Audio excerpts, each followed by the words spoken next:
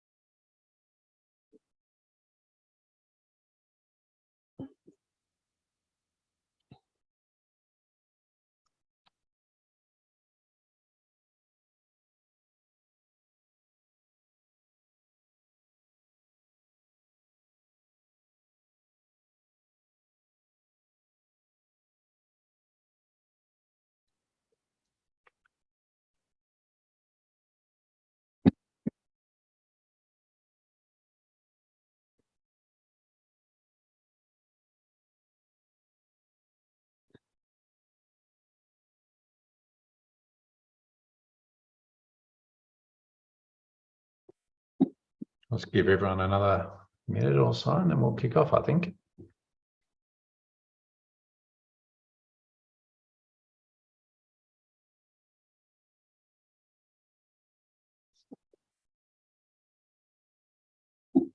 Let's give everyone another minute or so and then we'll kick off, I think.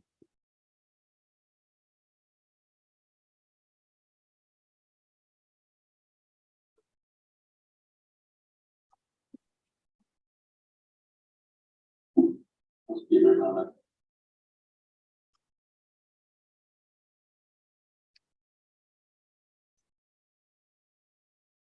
Okie doke.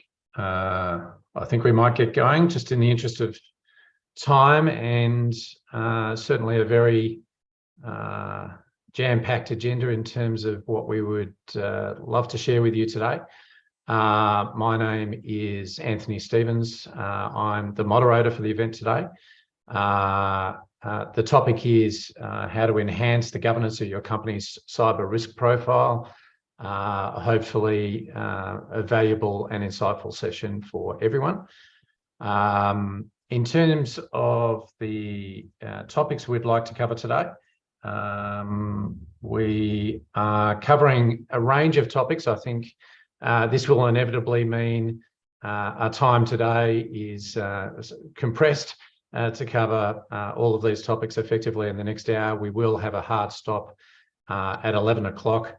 In essence, I think the best way to summarise the topics for today's event is that we're going to start thinking about or understanding or get a quick insight into the external environment, what's been happening, generally speaking, in terms of cybersecurity, why this topic is so relevant and important for non-executive directors and boards to understand and further enhance their capability or insights in terms of governance around cybersecurity.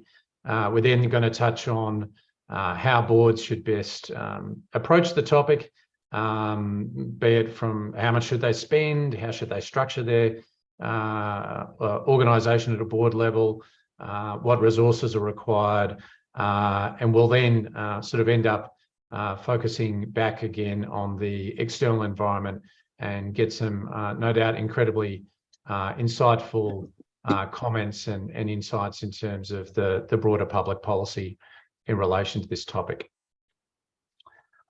Before we get going, I would like to very warmly welcome our expert panellists. Catherine Manstead, Peter Deans and Andrew Robinson. In terms of their backgrounds and profiles, Catherine is currently the Director of Cyber Intelligence and Public Policy at Australia's leading cyber services company, CyberCX, and also a fellow at ANU National Security College. Catherine's insights into the intersection of public policy, threat intelligence, and cyber risk for business provide, I think, just a fantastic context that we're going to find fascinating and certainly useful for this webinar. Welcome, Catherine. Peter Deans is also joining us. Peter is really incredibly well known as the creator and founder of 52 Risks, which is a framework for risk management used globally by thousands of businesses. Peter himself is also a non-executive director on a number of different boards and spends a great deal of his time advising on matters of risk management to boards and, of course, non-executive directors. Peter was formerly the Chief Risk Officer at the Bank of Queensland and played a significant role as one of the authors of the expert report as part of the Crown Royal Commission in 2021. Thanks, Ant. Great to be here. Pleasure. Finally, Andrew's one of the co-founders and also the Chief Information Security Officer at 6clicks, as a former employee of the Australian Signals Directorate, and has spent 20 years in a number of sort of government, advising a number of government and private sector organisations. Andrew's also spent much of his career as an assessor in cybersecurity compliance with internationally recognised qualifications. And notably, there was a recent Australian cybersecurity conference. Andrew presented with a packed house on a topic related to, as it was put, the mess of cybersecurity frameworks in Australia. So again, welcome, Andrew, as a panelist today. Thank you, and thanks to everyone joining. Terrific. So before we get going, I'm going to kick off, moderate today's event, but as we go through it, please note that we're streaming this event on, obviously via Zoom and also on LinkedIn Live. There may be questions that you've got, no doubt there are. Please feel free to contribute to the webinar, ask panelists or pose questions as we go through it, and I'll do my best job, I'll do the best job I can to field those questions across those two different platforms to panelists, either as we go through, which might no doubt make it quite interactive, or save up some of those questions to the end. Okay, so let's get going. I would like to throw open some of the introductory comments and just get a perspective from Catherine, please, on what's been happening in the cybersecurity threat landscape and essentially the context behind this webinar event itself. Why is it that we're convened today for non-executive directors and boards to think about cybersecurity governance more fully than perhaps it has been the case in the past? If you could comment, that'd be great. Yeah, absolutely. Thanks, Anton. It's great to be here. I think the headline reason is that cybersecurity has probably never been more on the front of minds, not just of corporate Australia and the government in Australia, but ordinary everyday citizens. It's now front page relentless news, and partly that's been driven by Australia's 3 months of data breaches, serious data breaches against household brand names like Optus, Medibank, Woolworths, MyDeal, that have really put this on the agenda. There was a CFO conference I saw last week where a couple of CFOs from our biggest companies said there is no CFO right now who isn't being hit up for requests for further cyber spending, and there are few, if any, who are not acceding to those requests. But how did we get here? I think there's a couple of characteristics and factors to take into play. One is the growing complexity of our cyber environments. Complexity in the sense that we've got incredibly interconnected environments, we've got complex supply chains, we've got complex compute environments where a simple error, an open API, for instance, can have a dramatic, catastrophic consequence for a company. So it is very much a complex environment. It's also a changing environment. It's rapidly changing in line with societal expectations, consumer expectations about digitalization and efficiency. It's changing with technology, the move to the cloud, for instance, the move to single service providers. But also sometimes it changes, not just rapidly, but also a lot less quickly than we would like. We leave a lot of legacy technology behind that sometimes we forget about, and that slowness of change can also expose us to cyber risk. And then the final characteristic is that our cyber threat landscape is highly contested. There's pretty much no other area of risk where you are dealing with adaptive, sentient opponents who change their tactics in order to cause harm. And in cyberspace at the moment, we're seeing an uptick in the activity of cyber criminals. Just last month, November, for CyberCX Intelligence, the biggest number of cyber extortion actors that we've seen in the last 18 months, victimising Australia, the highest number of cyber extortion attacks against Australian organisations. So that's the cyber criminals. The nation states as well are upping their game, and partly that's a reflection of Australia's broader deteriorating national security and strategic circumstance. We live now in the Indo-Pacific, the crucible of future contest and future conflict, and that plays out in the cyber domain as well. This year we saw Russia invade Ukraine, and the first cyber war between mature cyber powers. That in some sense is a harbinger, perhaps, of where we might see our future going, with nation states increasingly incorporating cyber into their diplomatic, economic and military strategies as well. Yeah, fascinating. So much to dig into there, and no doubt we will in the course of this session today.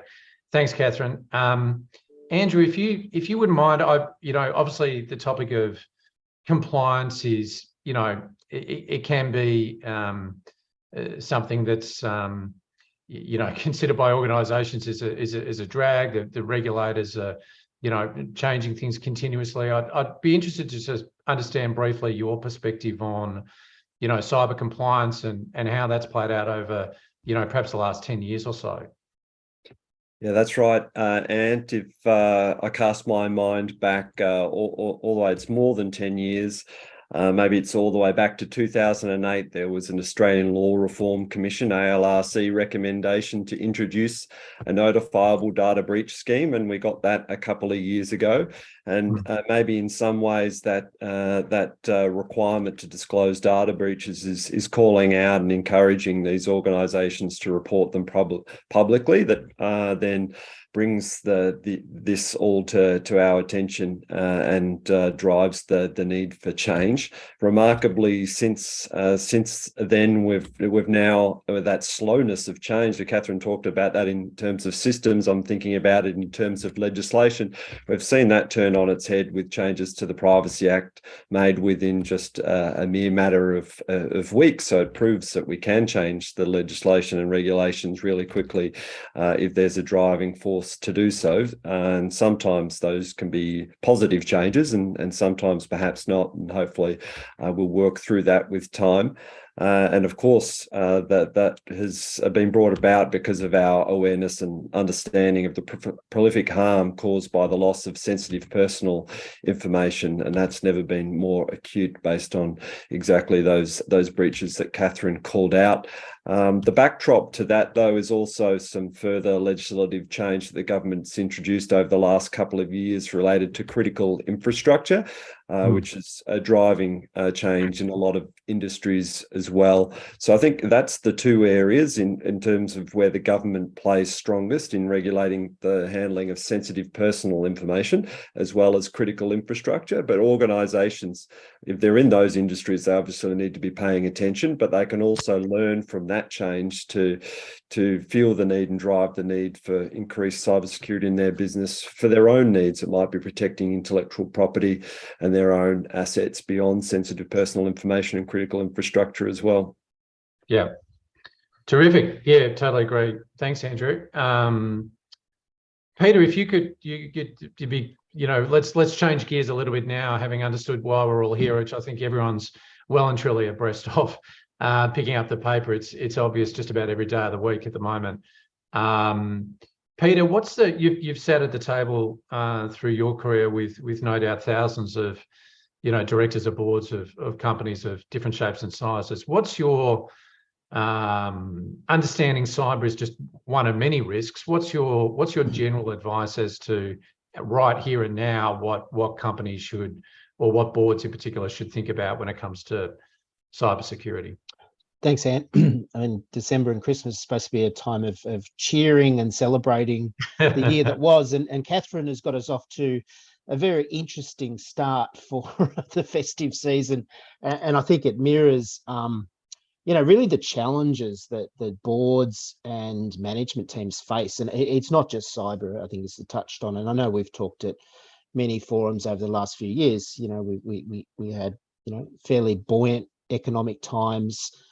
Prior to COVID, we had, great profits and, happy days that, perhaps some people thought would come to an end. So we've gone into COVID. I think, as Catherine touched on, this year's been a very difficult year with the war in Europe, a whole range of risks which have manifested themselves, some as a result of that, some just compounded, be it supply chains, COVID, energy costs. And of course, cyber has, I feel, been a bit of a sleeper in Australia. And I think, as Catherine quite rightly articulated, it's really front and centre now in everyone's consciousness, be it consumers, executives, or boards. I sort of like to talk about, with risk management, the benefits of investing in risk management and just understanding and managing risk better. The two main ones are losses avoided and maintaining your license to operate, which can be a regulatory license to operate or social license to operate. And I think, certainly the couple of high profile ones of Optus and Medibank just show, if you don't get it right, and we'll leave aside whether those two did or didn't get it right. I'm sure in the fullness of time we'll understand more about that. But if something does go wrong and you're caught short a little bit, the losses avoided actually crystallize into hundreds of millions and billions of dollars. And this license to operate, and I know it's very cliched, and a lot of people laughed about concept of trust a few years ago. It's becoming quite apparent that the man and woman in the street do actually think quite a lot about trust, whether it's who's holding my money, who's actually holding my data, who's providing a whole range of critical services. And even some people might say Uber Eats is a critical service these days. But it's becoming apparent that I think boards and executives need to do a lot more, I say, deeper thinking about this. And it is the same as business continuity more generally. I think up until the pandemic, business continuity was seen as very much tick the box. It was something that the back office boffins, and a bit of like Andrew and I in our previous sort of days, we would do. It was a bit of a thankless task. You'd say you did it, and half the board would sort of wonder why you went about doing that. But it's become quite apparent that investment in a whole lot of things to do with cybersecurity, whether it's the defences or whether it's the frameworks or governance, is absolutely critical. And I think there's nothing better than prospective things like class actions, litigation, and fines to get directors focused. And I think, as Catherine touched on with the CFOs, there is acute focus on this now. I sense the less regulated sectors, we've got financial services very heavily regulated, utilities, infrastructure, reasonably heavily regulated. Anything that obviously touches government and sensitive government sort of work like defence is heavily regulated. But beyond that, it sort of drops away a little bit. So I think a lot of boards are really just sort of scrambling a bit to say, well, what shape are we in? I think there's a bit of like, we thought we're in good shape, or someone told us we're in good shape. And I'm sure everyone's heard the story about, we had the penetration test done a year and a half ago, we're good. It's like, well, it's a bit more complex than that. But I think it's got everyone's attention. So I think at the moment it's a bit of scrambling, I suspect, for many private and smaller public organisations to quickly take stock of where they are. Yeah, no, 100% agree. Thanks, Peter. Catherine, on the sort of this idea of sort of what you're no doubt dragged into a call into meetings and provide advice to boards on what should they do now. Like, what's the sort of first couple of steps that you feel well, you know, they say, what are the 3 things that we should do next week or next month? Where do you tend to take that conversation? So given the flavour of the month, one of the most important things is doing a bit of a data audit. What data do you actually hold? Where do you need it? Why did you collect it? And what are your policies going forward? That's absolutely a kind of one in the top agenda of things that we're looking at. Looking at exposure to the internet. Are there things that are publicly exposed that shouldn't be? Can you test for that? And then the third thing is around incident response readiness and testing. Is your board ready for an incident? Is it not just documented in a plan, but have you exercised that, and have you exercised it recently? And have you exercised it in a way that melds the technical response with the actual strategic decision making that the board would be making during a crisis? And to me, that's the most interesting and new thing, because boards do strategy, but I'm not sure we are fully equipped as a nation for the really quick cut and thrust strategy and rapid fire decision making that is needed in the time of a cyber crisis, where you're dealing not just with shareholders and customers, regulators, politicians, but also, again, with an adversary who's listening to you, who's watching you, and who's adapting their tactics in response to how you run your incident response and how you communicate. So I think we'll see, hopefully, that's my 2023 prediction, a lot more of focus from boards around that piece of incident response as well. So it sort of comes down to this idea of, you know, learn more, like be more prepared, get in a position where you've sort of simulated this kind of stuff, because inevitably these risks will manifest themselves, hopefully not, but, you know, the chances are they will. So, and it begs a sort of a good next question, which I know has been, I've faced, you know, questions on this topic myself, and that is, what is the, and Peter, be sort of back to you if it's okay, to just share your perspective on how to get the balance, like what is the accountability of the board when it comes to matters of cybersecurity? What are their responsibilities as distinct from management? What are you seeing there? Is there a more? Yeah, I think I mean, there's differences, I guess, from country to country, and it's interesting, Catherine, just talking about being able to respond quickly. I mean, if you go to the US, a lot of the larger corporations, they actually only meet sort of 4 times a year as a board. Very high level helicopter.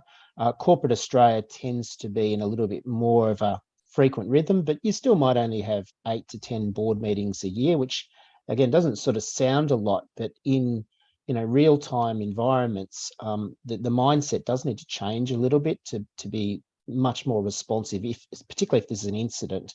I think more broadly, though, it is a matter of getting the governance right, and I always like to talk about the organisational governance. So, the board, what subcommittees you have, and even private groups, more often than not. And I think this is due to the good work of AICD and the Governance Institute here, where they're sort of promoting the benefits of having an audit and risk committee, or a risk committee, or perhaps even an IT committee. And maybe if we get some time to talk about that a little bit later, what is the right forum for the board to do a bit more of a deep dive, given that the board agendas are very, very crowded. The larger, more complex companies, particularly if they're operating around the world, it's actually difficult to do deep dives as a full board more than once a year. But I think formation of a dedicated board subcommittee, certainly IT, I think is where it's heading, and it certainly should cover cyber. I mean, it could be with the risk committee, but that committee itself,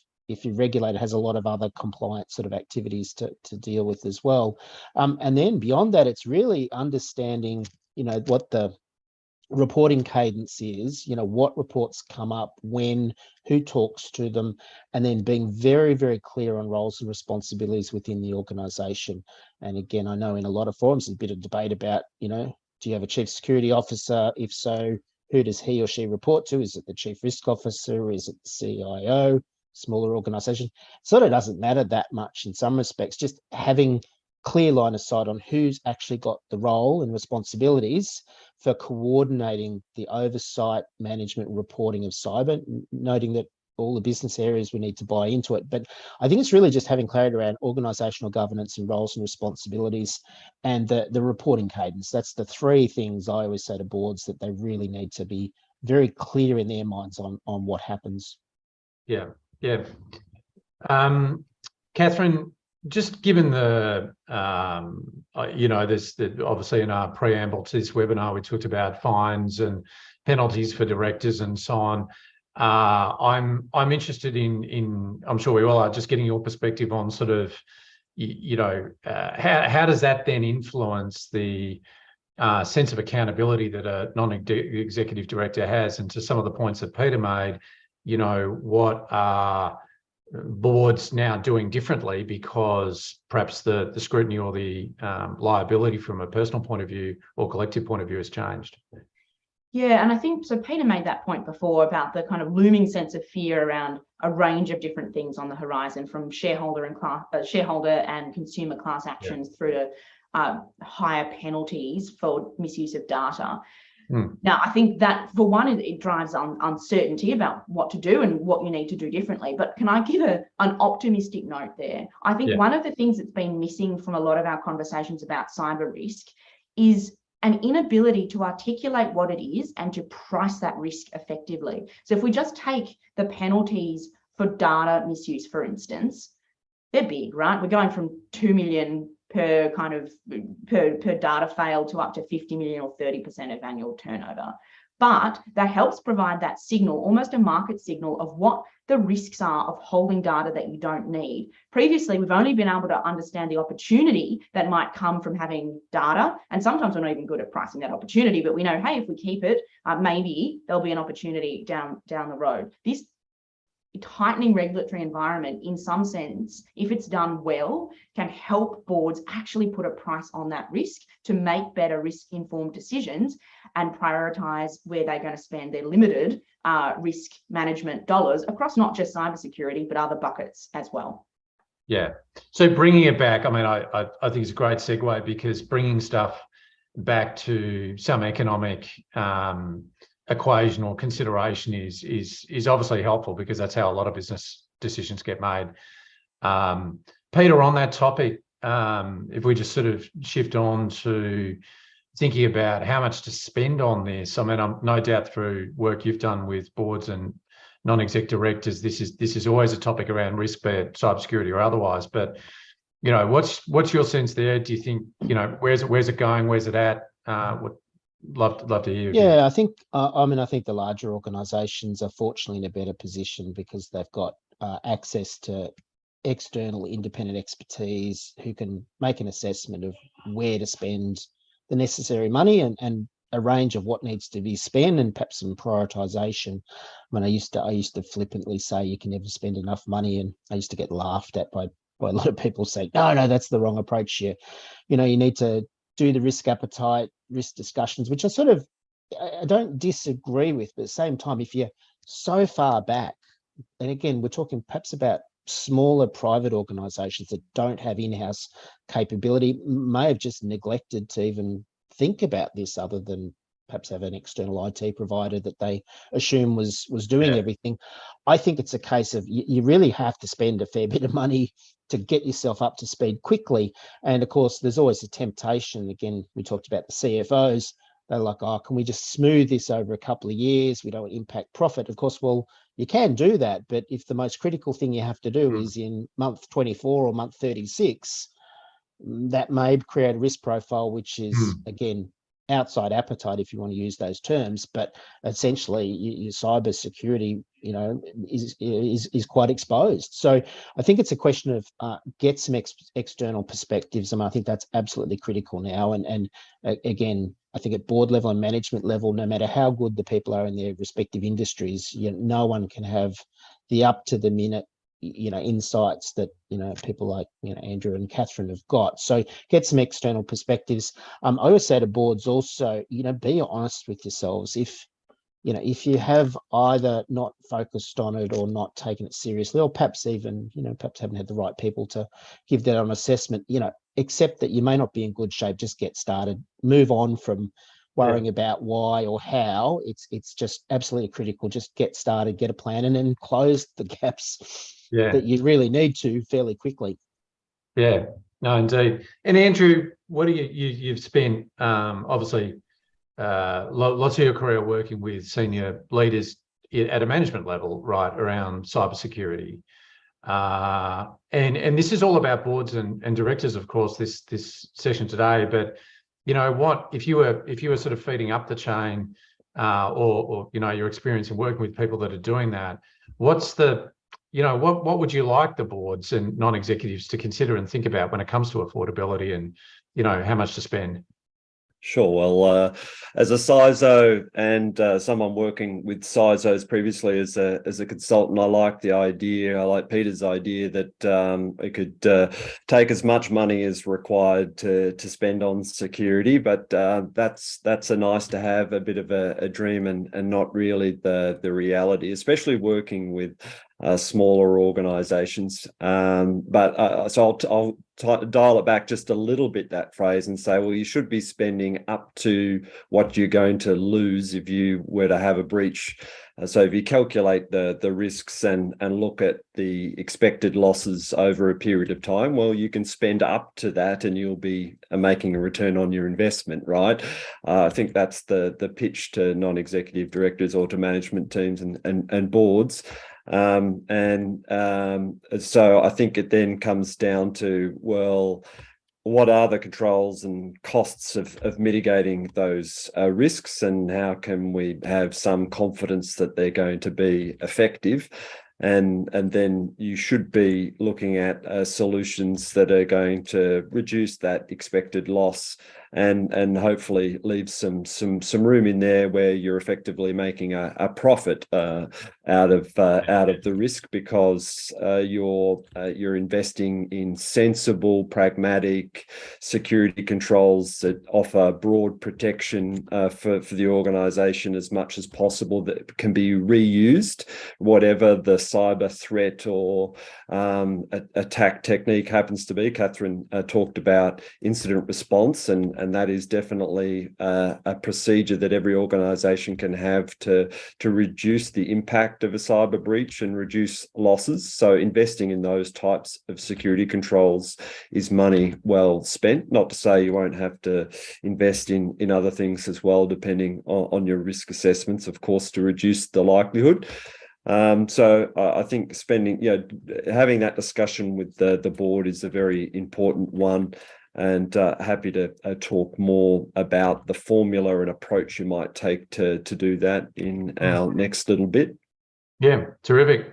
And Catherine, what do you got any thoughts particularly on this sort of question of spend more, spend less? You know, how would you approach it? What's the view from your point of view? I have provocative views here. It's often the question that gets asked around boardroom tables when they bring in their cyber advisor: how much should I spend? Because then I can spend and move on. And my response to that is always to say back, it's not, if that's the wrong question. It's, if you're saying how much should I spend, you've missed the point that you need to first derive what you think your risk appetite is, what you think your exposure is, and what's your threat profile. And then it's a marriage of those three things to get the answer. And it's also not just, as I said before, it's not just about cyber. There are other risks that businesses face, some of them existential, some of them also in the security sphere in terms of protective security. So you don't want to go all in on cyber and forget to lock your doors, for example. So it comes back to a risk-based conversation, and it particularly has to be about risk appetite, but also about getting informed about what that risk actually is, which is why I think there's been so much appetite that I've seen recently around doing audits in terms of what data do we hold, because without that type of information, you can't make a risk-informed decision. Yeah, very well put. And speaking of which, like we talked about sort of getting access to the right resources, and I think everyone's aware that because of everything that's happened in the industry, you know, cybersecurity professionals are in, you know, incredibly high demand. Everyone's scrambling to some extent to get on top of these issues. But, you know, Andrew, you know, from a sort of practitioner's standpoint, is there any guidebook or framework that you've sort of, I suppose, lent on or seen being successful within organisations to actually work out, what resources do we need, and what's the way in which we go about, getting from low maturity to moderate maturity and then high maturity. Sure. Yeah. So there are standards frameworks, and we could talk more about those later. Things like ISO 27001, this cybersecurity framework, and so on. Essentially, what I found and what I often talk about is the essence of those, and expanding on what Catherine said, is about understanding what it is that is at stake. What is it that you need to protect, and keeping that in mind centers your security program. Catherine talked about data, and I think the key there is not only knowing what data it is, how sensitive it is, where is it stored or processed, but certainly how long do you need to keep it, and make sure you get rid of it when you no longer need it. When I put that compliance hat back on, the difficulty organisations are having at the moment is I might have a risk-based need to remove the data, or a privacy-driven requirement to no longer retain the data that's required, but I might have other legislation that requires me to keep it because I'm audited by the government ever so often, and I need to prove that I've got these records. There's actually conflicting requirements put out by government that organisations need to deal with. So for that one, I think there's a conversation to be had with government to untangle some of those. So firstly, around what are you protecting and the data, but it might be other things, and Peter's alluded to these from a business perspective around reputation, revenue, other business drivers, continuity of services, and of course safety of people and physical assets is often an important thing as well. And once you know what it is that you're protecting and you've got to put a value on them, revenue is pretty simple, reputation a little bit more difficult, then that's when you can run some of those financial formulas over it, over your analysis, to really shape it in terms of things that a board is going to understand, and be able to place those cyber risks alongside other business risks, because the board needs to look at the aggregate picture of risk and not take a siloed approach. And so I think if we understand our data, we place a value on it, then the last piece is understanding what types of breaches may occur, so you can look at those loss scenarios associated with them. And that's where the threat intelligence that Catherine talks about come in. That's where Peter Deans's risk libraries, 52 risks, comes into it. So if we put all of that together, then that's going to help you tell a good story to the board. Or if you're into quantifying it, you'll need to spend a little bit more time to put the numbers against each of those things. But from there, I think you're going to be able to have a well-informed and constructive discussion around the board table. I think there's a couple of really interesting points from just what Catherine and Andrew have talked about. And I think if we go back a couple of years ago, talking about cybersecurity resourcing and shortage of talent, I think it was really around more of the technical side. But I think if you just take stock of what we've talked about already this morning, it's a bit about where the data's held, how you're managing it, what your data lifecycle is, data governance. It's a little bit about what your suppliers are doing, a bit about business continuity, and ultimately, I think it's a bit about management focus, about how you organise yourselves, and it is a combination of legal and compliance people, risk management people, procurement people as well. Getting the procurement people in the mindset of, well, there's a vendor assessment process. They don't need to be technical people, but they need to understand what that vendor assessment process is from a information security, data privacy, cyber perspective. And I think ultimately it does become management focus. And I think when you get to the technical part, which is outside my area of expertise, I think what's also been fantastic is the creation of a whole lot of businesses such as Cyber CX, where you can effectively outsource bits of what you do, where you don't have to have the full-time employees. Obviously, if you're a very large, financial services group, it makes a lot more sense to, have a large group in-house supplemented by experts. But I think it's really having a plan I think, as Catherine sort of said, understanding your context and your business.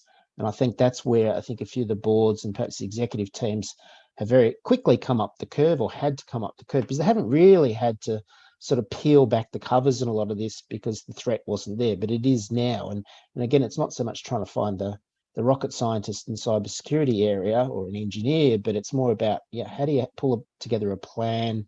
How do you resource it up? And I think this is also a little bit of a risk for some of the businesses. They've actually pulled people off other things, again, take legal and compliance or risk people. They're all on cybersecurity at the moment. And I sort of often sort of say, well, make sure you're not missing something else while you got the crisis management, the firefighting team.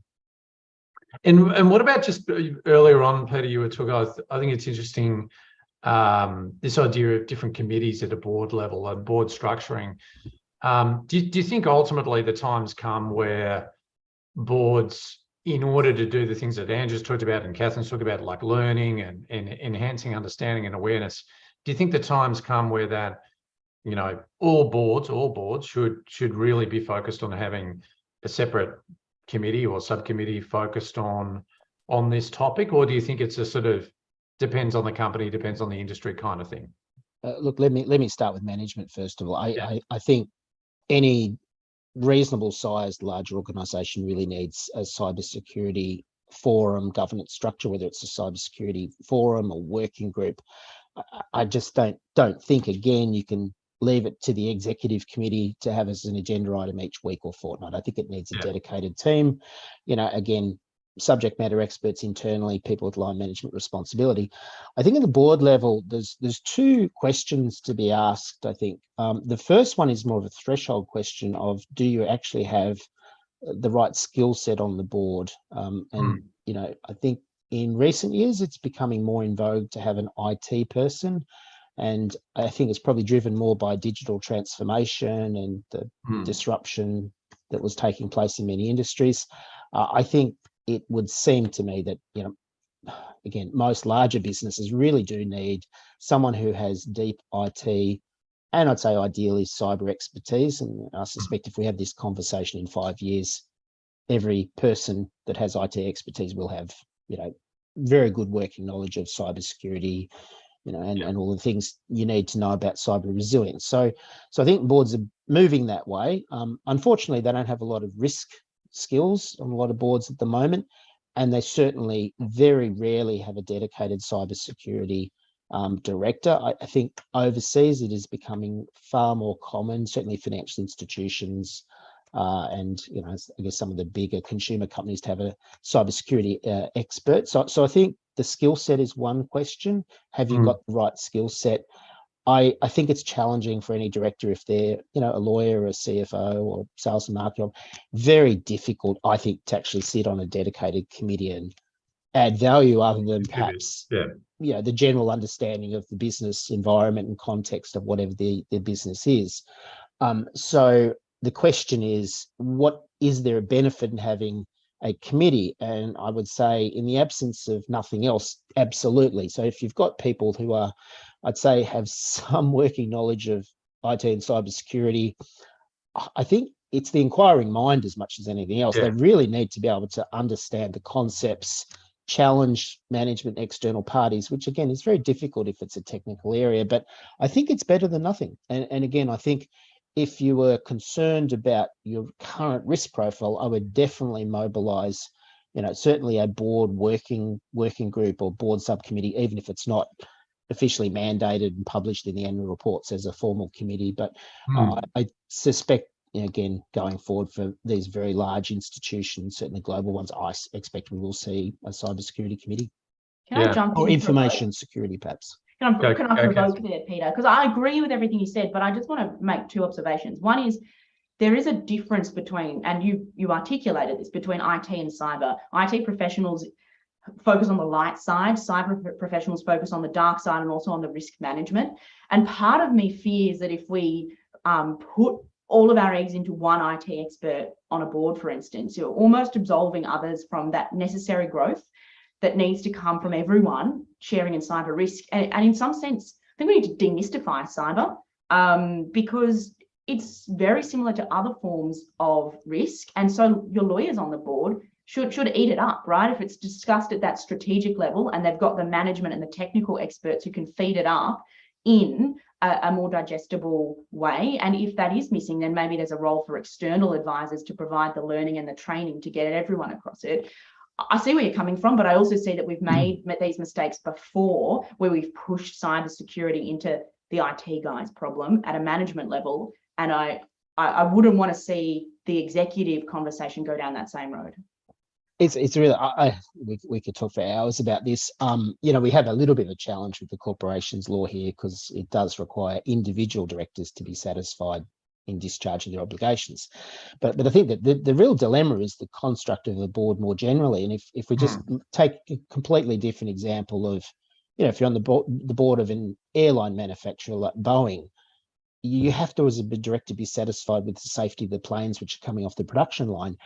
It's like, wow, if you're a CFO or a lawyer or, someone else is like, how are you going to get yourself satisfied other than obviously relying on reports, independent experts? There's probably a bit of, gut feeling of, issues that don't get resolved. And perhaps that's the answer as well, is over time, you will become more conversant even as a non-cyber person.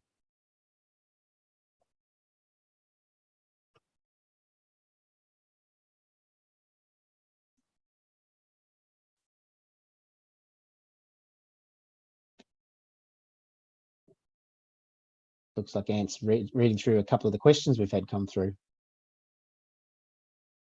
Or frozen, perhaps. Oh, I think we might have frozen him. It's what happens when you're live streaming and recording and streaming and recording all at the same time.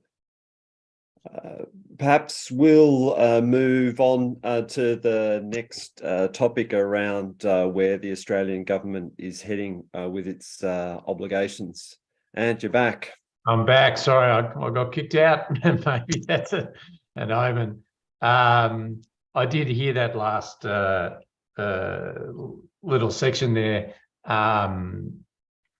Sorry, maybe you could pick it up. Keep going for a sec. No worries. So I was suggesting we move on into the Australian government is heading. Yeah, thank you, Andrew. Obligations. I think Catherine already talked about the fines going from 2.5 million, I think it is, to 50 million, or slightly potentially larger figures of 3 times the value of the benefit received, or 30% of the adjusted turnover for the period. But I've recently sought legal advice as a CISO on these changes, and one of the things the legal advice highlighted was the kind of like the threshold that needs to be met for those fines is still quite high, with it being serious or repeated interferences with privacy. So I don't think we'll be seeing lots of fines doled out on day one, but certainly having them there in legislation will call that to the attention of non-executive directors to pay attention and factor that into the risk calculations we've been talking about. There's also a few other things buried in those privacy reforms that give the Office of the Australian Information Commissioner a little bit more teeth when it comes to information gathering and sharing information and running audits and assessments of impacted organisations. So I think that's one thing we'll see across all regulators, is them being more active in this cyber and information security space, whether that's the OAIC or APRA or any other regulator as well. I know ASD is getting out there and doing more assessments across critical infrastructure now as well. So that's definitely some of the things that I'm seeing out of the privacy and compliance side of things. And we're seeing a lot more change in standards. I talked about the mess of cybersecurity standards at CyberCon, and that was fun and maybe also a little provocative, but it's certainly a reality when every sector in Australia has a different standard to apply.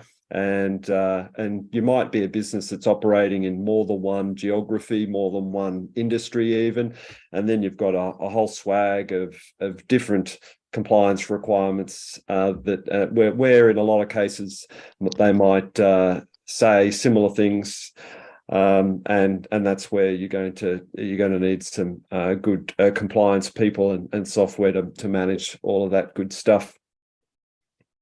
Yeah, that's great. Yeah, there was a fantastic presentation at the ASA conference, Andrew, and certainly highlighted the fact that governments I think aware of, at least it seems aware of the fact that there's conflicts, there's different standards for different groups, they overlap, etc., etc. On the topic of sort of staying on that theme of sort of public policy and where the government's at, and perhaps more interestingly, where they're going, we've seen, I think, no doubt, everyone's seen a lot more of the cyber minister and folk politicians and lawmakers, etc., on the TV and news of late. But Catherine, with your expertise and experience, if you could share, I'm sure everyone's just fascinated with sort of where that's going, because I mean the government's such a major part of what we do, and love to hear from you on that. Yeah, absolutely. I think it is a remarkable time we're in. It's the first time we've got a minister with cabinet responsibility for cybersecurity in Claire ONeill. We also effectively have two federal ministers for cyber, because the Attorney General has portfolio responsibility for cybercrime and the Australian Federal Police. So you've got two really senior members of the Albanese government who are running point on cyber. And one of the first things that Minister ONeill did when she came into government was to tear up the previous government's cyber strategy. So this was a much vaunted strategy from 2020. It was $1.7 billion. It was supposed to last for 10 years, and it's going to be renewed and refreshed, and that is being worked through now, and we expect that that'll be out next year. Now, I don't think that's a political move by the minister at all. I think it actually reflects that our threat environment has changed and our public expectation has changed on cyber so dramatically in just 2 years. Now, what is that strategy going to contain? We actually might find out more today because the cyber minister is giving a much awaited speech at the press club over lunch. So if you are really into kind of cyber news, you could follow up this webinar with a lunchtime cyber speech, but she has already floated a couple of balloons about what type of policy could be in there. She's mentioned that she'd like to revitalise the Cleaner Pipes initiative, so threat blocking at scale to stop threats actually getting into our enterprise systems using ISPs, telcos, etc., to do that for her. Cyber skills is a huge thing on her agenda. She's also talked about building up our sovereign cyber capabilities. That she's also floated some ideas around ransomware. So, for instance, she has tested the idea of banning ransom payments. I think perhaps before we get there, we might see a more muscular system around notification to government on ransomware incidents. And that could be a step to then move towards something that is a bit tighter around when and how you can pay that ransom payment. And she's even signaled that she's already looking at the security of critical infrastructure reforms that Andrew spoke about. They're hot off the press, right? We're still rolling them out, operationalizing them. We might see further revision to them next year as well. It's great. It's really good to hear you. So your view is that it wasn't a political move to tear it up. I mean, no doubt there's a degree of politics, but overall it sounds like there's an efficacy issue in the sense that there's new stuff that needs to be dealt with that the government couldn't get on top of. Is that fair? Yeah, I think so. It's, the classic political adage, when the facts change, I change with them. And I think partly it's because we've got a minister with responsibility. And when ministers have something in their title, they're going to do something because that's what's expected of them. But I also do think it's a genuine reflection that we've just moved so fast as a country, and the threat environment has moved so fast since 2020. We've had a pandemic. We've had Russia, Ukraine, and the kind of revanchism of cybercrime. We've got a worsening threat landscape in terms of the nation states as well. So I think it's a good thing. And I'm actually looking forward to seeing if it's executed well. And that's always, the devil's always in the detail. But I think it's a good thing that the government's focusing a lot of attention on this issue. Terrific.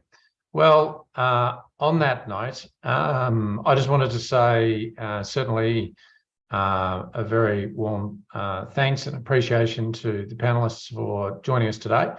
There have been some questions that have come through on the chats. I think, Andrew, appreciate your responses as we've been going through. I think they've been sort of covered off pretty well, but at the same time, I feel certainly we've just touched the surface on a number of those topics. So looking forward to following up with further events, or at least helping boards and non-executive directors on this topic into 2023. So unless there's any questions from panelists, and in the interest of finishing on time, I again would like to say thank you to Catherine, to Peter, and to Andrew for your contribution, and wish everyone a very happy Christmas and vacation period, and speak again the new year, no doubt. Thanks, Ant. Merry Christmas to everyone as well. Thanks Right. all. Thank you. Thanks, everyone. Bye. That's it.